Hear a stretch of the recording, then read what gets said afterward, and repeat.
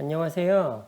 오늘은 J1 비자 진행 시 J1 에이전시들이 600만 원에서 700만 원 가량의 수수료를 받고 해주는 일이 무엇인지, 그리고 미국에 인턴을 오는 학생들이 많이 헷갈려하는 부분인 에이전시와 비자 스폰서 재단과의 차이점이 무엇인지 알아보도록 하겠습니다.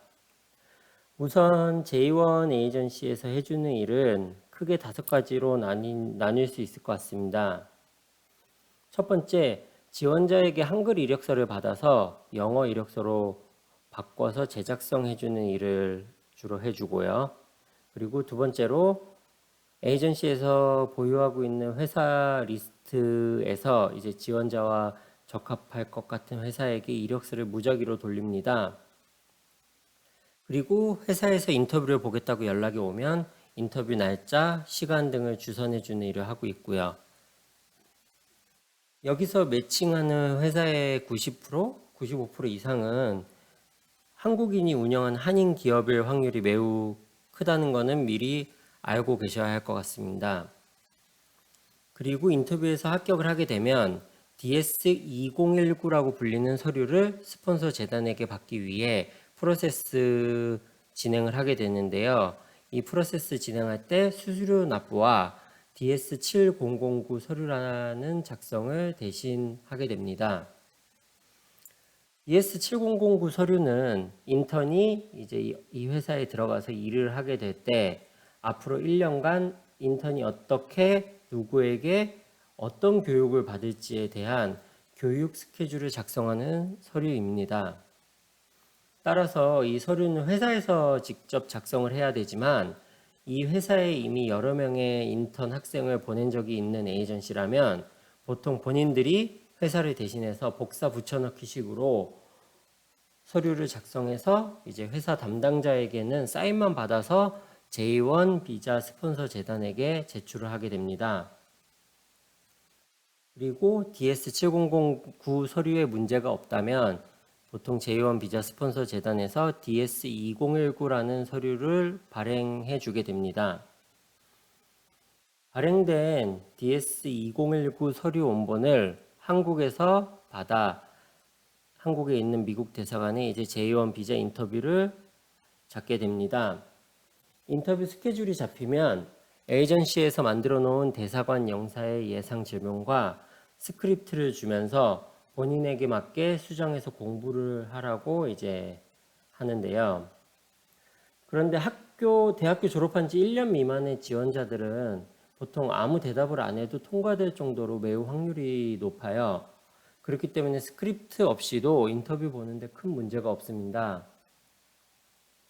하지만 경력직이 J1 트레이니로 지원할 경우에는 조금 까다롭게 영상을 질문하기 때문에 어느 정도 준비가 필요할 것 같습니다. 저 또한 첫 번째 인터뷰에서 에이전시가 준 스크립트대로 대답을 하다가 5분도 안 돼서 비자 거절 당한 경험이 있거든요. 그래서 두 번째 인터뷰는 제가 직접 준비를 해서 한 40분에 걸친 인터뷰 끝에 비자를 받은 경험이 있습니다.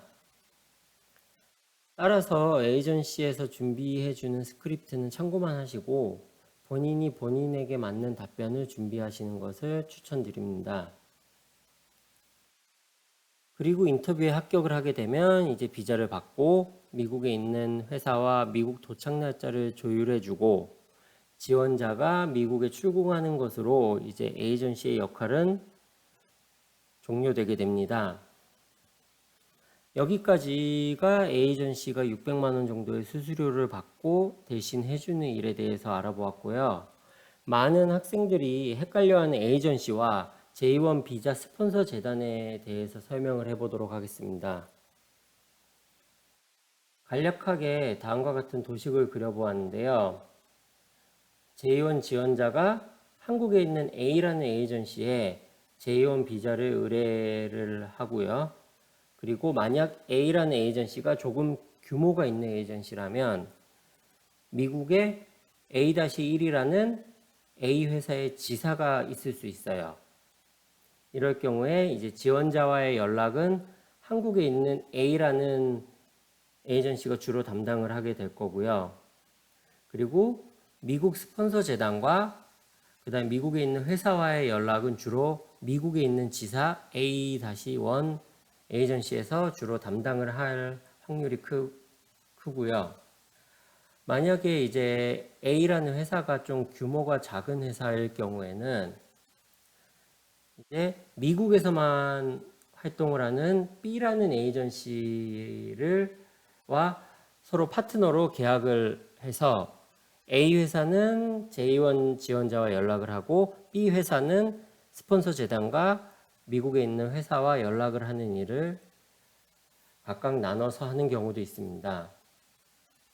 아니면 이제 A라는 에이전시가 직접 미국에 있는 스폰서 재단 연락, 미국에 있는 회사와 연락을 다 맡아서 하는 경우도 있고요.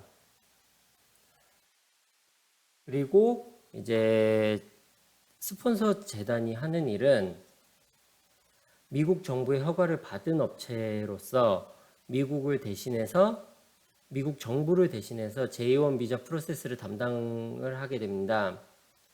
주된 업무는 J1 지원자가 지원한 회사가 제대로 된 회사인지 회사의 정보를 받아서 회사에 대해서 조사를 하고 필요하다면 직접 회사에 방문을 해서 회사 오디까지도 진행을 하게 됩니다.